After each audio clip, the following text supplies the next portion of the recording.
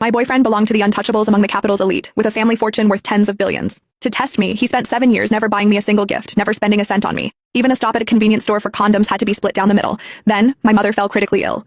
I borrowed from every friend and relative I could, but I was still $2,000 short to cover the surgery fees.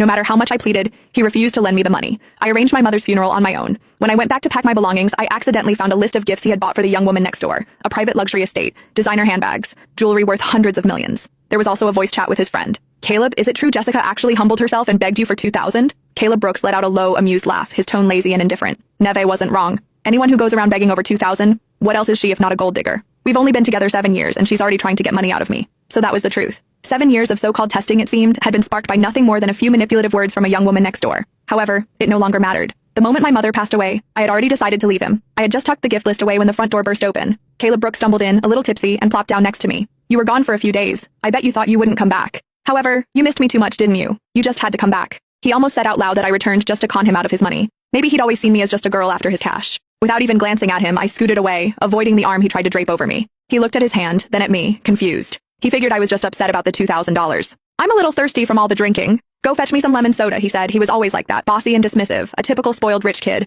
However, when he first pursued me 7 years ago, he pretended to be poor. He had me completely fooled. Jess, I've got nothing, and I can't promise you a future. However, we can work hard and make a good life together. I believed his honest face back then and agreed. I needed money, but I could get by on my own hard work. I was touched by his promise to work hard together. However, the longer we were together, the more I realized that he was not like everyone else. He would turn his nose up at anything cheap. He would make me do things that he could easily do himself. It all clicked when I saw him step out of a fancy car and into a swanky club, treated like a star. That was when I knew our relationship was built on lies. He was always afraid that I was just after his money. Caleb spoke up again, snapping me back to the present. If you need money in the future, just ask me. Don't use your mom's sickness as an excuse. You're not scared of getting what's coming to you, huh? His words seemed so silly to me now. I looked up at him with an icy stare. Would you actually give me the money if I asked? He paused, looking unsure for a moment. However then, as if proving a point, he gave me a mocking glance. Neve was right. You're only with me for my cash.